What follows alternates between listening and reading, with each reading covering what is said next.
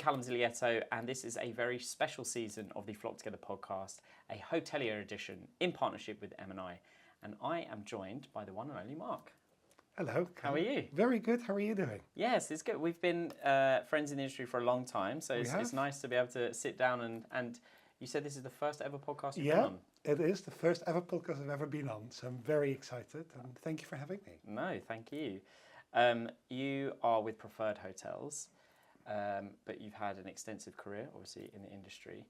What was the first ever hotel that you worked in or with? My first ever hotel I worked in was in China. So I used to work at the Shangri-La Hotel Kerry Center in Beijing. And it was actually part of an internship. So I did hotel management in the Netherlands, where I'm originally from. I'm sure you can tell from my accent. And I really wanted to stay in Holland. I wanted to do something fun and reach out to lots of hotels with a pitch. And Shangri-La and Kerry Center in Beijing said yes. And they took me on for a year, and I stayed for 6 years. Wow. Yeah. So being in the Shangri-La, the Shard of London, you probably... It's like coming home. Yeah, a little throwback, yeah. Yeah, I spoke to Max earlier, so it's really, really great actually, because the scent at Shangri-La, whenever you go into any Shangri-La in the world, it's the same. So it feels a bit like coming home. So I felt really, really great about that. And what was the most recent hotel that you stayed in? Well, I just came back from a tour, not the Tour de France, but the Tour de Germany and Austria. We always going to see as many member hotels with Preferred as we can, because we have 600 of them, 200 in Europe. So I just came back from Germany and Austria. The last hotel I stayed at was the Kitzhof Hotel in Kitzbühel. It's amazing, sort of like, I would say, an alpine village, 2 hours from Munich. Incredible. Everything was sort of wood, which I love. The fire was not burning because it's obviously height of summer. That was a really great property. So stayed there. I love that. I love the idea of like a woodland escape type thing. Yeah. It's incredible. And they told me that normally, obviously, when the snow is there, like probably like mid-November, maybe now mid-December because of the global warming, it's incredible. It's like it feels a bit like Christmas for 4 months. I'm not sure if that's too much, but I quite like that. Yeah, you're like, if it could be Christmas every day, I'd. Oh, absolutely. Christmas in July, why not? And the next part of the podcast is relive, and this is an opportunity for you to kind of relive a destination experience. You know, transporting yourself back in time to somewhere that you visited. Where would it be? Last month actually, we had the Preferred Hotels and Resorts conference in Singapore. I was invited to join quite last minute. And I said to my husband, "So Jules, why don't we go and do like something around it, right? Because we haven't had a holiday for a while." And we sort of landed on Kuala Lumpur because the flights are really cheap compared to Singapore. And then we thought, well, where can we go if we fly to Kuala Lumpur? And we went to Borneo. And we found this Borneo Eco Tours, I think it's called, online. And basically we stayed in the jungle for 3 nights, totally disconnected from our phones or internet. And we were in the middle of nowhere, surrounded by orangutans, amazing proboscis monkeys. I mean, have a Google later. I mean, the noses are really weird. But all we could hear was just bird song, amazing wildlife. And we just felt so relaxed. Yeah. I mean, with the MICE industry, it is probably with any industry, it's just there's always go. You're never really off. Where before 2020, where there was sort of a shoulder season where you could sort of recoup and maybe sort of think what you've done in the past 6 months and have time to sort of plan ahead. I feel sometimes you don't have that anymore, because every time you need to sort of get ready, work on your inquiries, make our hotels happy, our guests and clients happy. So we really needed to disconnect, and we did that in Borneo. So it's funny because whenever I'm struggling to sleep, I'll get Alexa to play me rainforest sounds, which sounds like you had the real thing. And so like Absolutely. You're in Borneo listening to the thing that I hear a recording of to get to sleep. And I probably would have the best night's sleep there. I think you should probably, maybe do like Borneo rainforest, have orangutans in it. It's incredible. Yeah, I'm very jealous of that. That's on my bucket list because to see orangutans is such you have to go to Borneo, right? You have to. So yeah, that's on my bucket list. You know, kind of it's so nice because there's usually everything is so visual, right? You're on TV or you're always busy, but this is actually, you have to be connected to nature. You feel actually really small. And he also makes you sort of think, how can I be more sustainable and what can I maybe get rid of in my busy work life to sort of feel the same peace and calm. I thought it was really great. Highly recommended if you haven't been. And if you could make any hotel a home, which hotel would it be? I was speaking to Jules about this. 2019, we went to South Africa for the first time, and we stayed at this incredible. They say there's an Airbnb. I think it's a lie because it's amazing. It looks like an amazing hotel. It's called Jonkmanshof. It's like 4 bedrooms, and we love the interior design. When you go into somebody's house, think, wow, everything looks so incredible. How do you do it? Yeah. I don't have that. I'm just thinking, wow, this looks all amazing, but I can't see every single item separate from each other. Jonkmanshof was just that. You walk and say, wow, I would love this to be my home. And I think probably because the furniture is great and all the sort of inspirational books you see in hotels, and you always think, wow, I want all of this. But you can't really, you go in the world of books that I do and try to sort of replicate that hotel scene. The hotel was that, and it also made us feel really comfortable.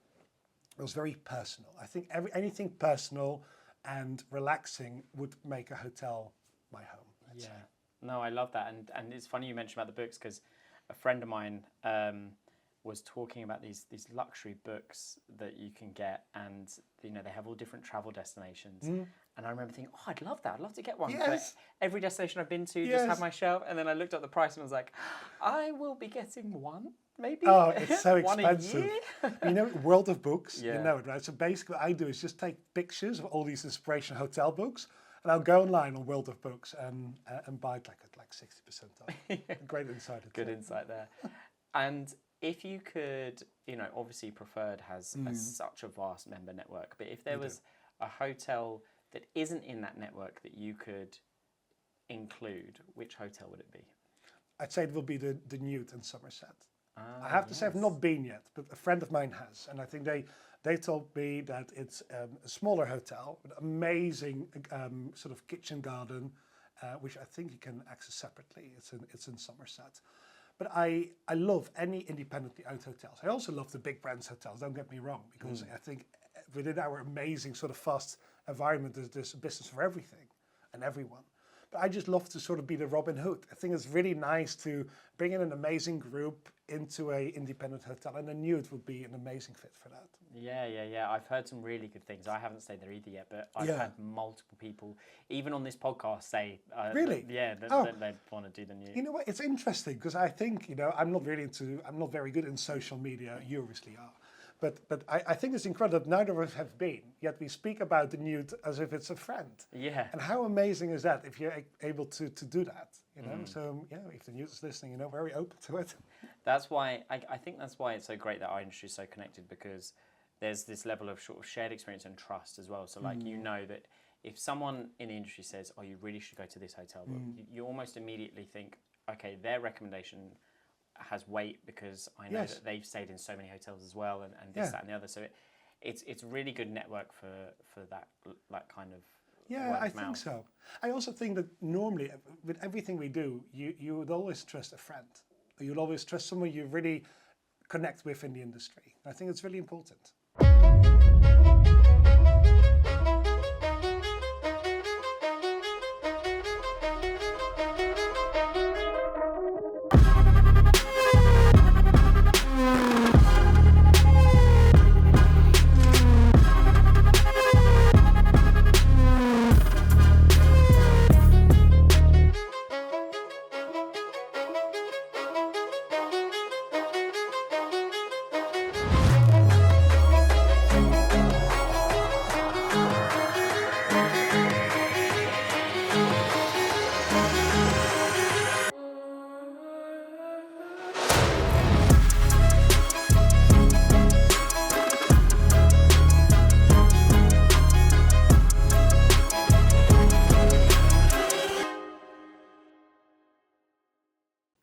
So the next part of the podcast is Reimagine, and I'd like you to plan an incentive trip for yourself. Where would you go? What would you do? And then which celebrity would you bring with you? I would love to go to Peru. I don't know what it is, but I love good food, but I also love culture and colour. And every time I sort of Google or Pinterest Peru, it's just amazing colours. I think I'd like to do Peru. And then I was having a look on the Belmont website, nothing with preferred, but the Belmont Andean Explorer is a train that does that. So you start and then you finish you go to Machu Picchu. I think it's, I'm not very bad with pronunciation, but that's what I would like to do. An incentive where you start somewhere on a train, ideally with the Andean Explorer, and you'll be able to get off and enjoy different parts of the country whilst also being comfortable. Yeah. I wouldn't do a cruise ship, that's not really me, but I quite like to explore a country that is not really, I wouldn't say it's too far flung, but it's also not like a country like the Netherlands, for example, where a lot of people might have been before. Yeah. So I would do that as an incentive. Probably important is to connect with your colleagues or with your friends. So, and also I would probably choose a place that you can sort of explore and broaden your horizons. Celebrity-wise, if I could maybe choose three. Okay. Well, two celebrities. My husband, Jules, and then his best friend Sara and Stacey Dooley, and I. So when we are together, it's just great. And what is really nice about it is if you're a celebrity or not, ultimately you want to be with people that make you feel good, like people that lift you up, and they all do that. My husband obviously always lifts me up, but Stacey Dooley in her way, or Sara Cox in her way, and that would be probably perfect. I think there's a real trend for like luxury trains that have really come back. You Yes. know, like it feels like there's a resurgence in it. One, because of sustainability probably, but two, because of this appetite for slow travel. But also Peru is well up there on the top of my bucket list too, and Machu Picchu. And I just think being able to do something that's so bucket list, so awe-inspiring. From what I've heard, it's a hike. Like it's not easy to get up. No, there. it's not. But once you do, and once you see it, and you get to that peak and you experience it, I imagine doing that with your closest friends would be just wonderful. I think so too. I think it would be really, and also I imagine walking up to Machu Picchu, as you said, is not very easy. But able to lift each other's up, I think that would be, how incredible would the incentive be if you go with your colleagues or your colleagues or your friends, you feel so inspired. I think that will give you really great energy back. Yeah, definitely. The next part of the podcast is reform. So this is your opportunity to write a letter to the industry. What would your letter be? Well, for me, I believe in karma. So we went to Borneo, we went to Bali, and in Bali, everybody believes in karma. I think it's incredible. And it believes that you do something without expecting anything in return, because you're giving kindness out, and I think to the industry it would be, how amazing would it be if all of our supplier colleagues and all of our buyer colleagues are there to support each other. One thing what I would like to say is that in any given day in London, there's so many events. For example, tomorrow I think it's Mice Book. We got our own London Showcase event with Preferred. Today is Events Heroes, and we got the GM Showcase. And every single person is working so hard to make these events work. But then the dropout rate is quite high.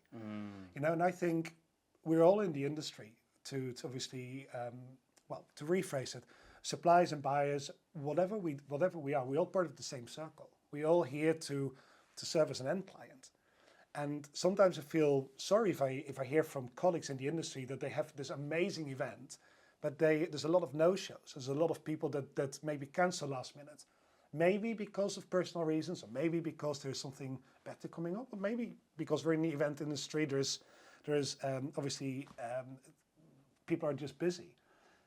But I would love to see probably a stronger commitment that if you are coming to an event, that you also come and show up, because ultimately, where would we be if we have a live event with a lot of people not showing up? That's also reflecting bad on the industry itself. So I don't know how people start to say, well, Mark is a bit, he's a bit outspoken, but I'm thinking, how can we all work more collaboratively together to make everybody successful and give everybody the opportunity to be successful? It's really interesting because COVID worked for and against this in a way. Like, I think COVID really made it clear that we are one. in terms of buyers and suppliers and everyone. Suddenly those barriers, those silos, those hierarchies were kind of diminished, and it felt like everyone was in it together. Very true. However, what I would say is pre-COVID, I reckon the dropout rate for most events, most free to attend events, was maybe say 20%. Post-COVID, it feels like it's 50%. It is. And I think that's very interesting. And one of the things that I've thought about in my head is that you're now not competing against the office chair, you're competing against the sofa, in that more people are working from home. Sure. And therefore they're at home, they're comfortable. Do they want to get up and leave and get ready to go to an event? Whereas if they've already got up, got ready, they've gone into the office, and then all they have to do is go from the office to the event, it's a different mindset. So that's one thing. But I think regardless of that, there should be more empathy, particularly in the events industry, because everyone in the industry is involved in doing events. Yeah. So surely there should be that level of empathy where they say, like, if I say I'm going, I should turn up because I know what it's like when people don't. I think it would be amazing, or find a replacement. And obviously, there's always going to be an issue, or like an instance maybe that can't be helped. And obviously, that's totally fine. Yeah. I always wonder, you wouldn't really no-show a friend.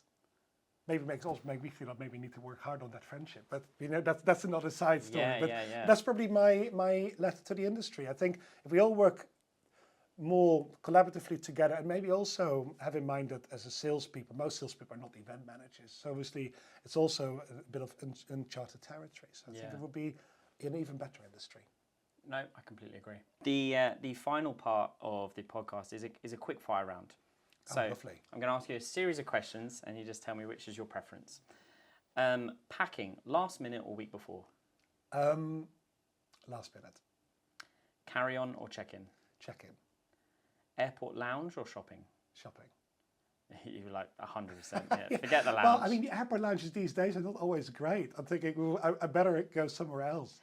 Do you know what? You're not wrong there. And obviously it does depend on the airport, but it also depends on the terminal. And then it depends on, there's a lot of, that's a very good point. Aisle or window? Aisle. I was going to say, you're a very tall man. So I imagine that's probably city or nature? Nature. That was a tough one. Tough, because I love nature, like unwinding in Borneo, but I also love city because now I live in Kent, which is very quiet. So when I come to London, it really gives me the city buzz. So sometimes my weekend away to go to a city gives me the energy I need. That's a good answer. Lay-in or early start? Lay-in. Poolside or seaside? Poolside. Planned or spontaneous? A bit of both. I like that. A little bit of both. A little bit of both. Yeah. Well, thank you so much for being on the podcast. Thanks, Callum, for having me. Yeah, it's been great. Honestly, thank you so much. It was great chatting to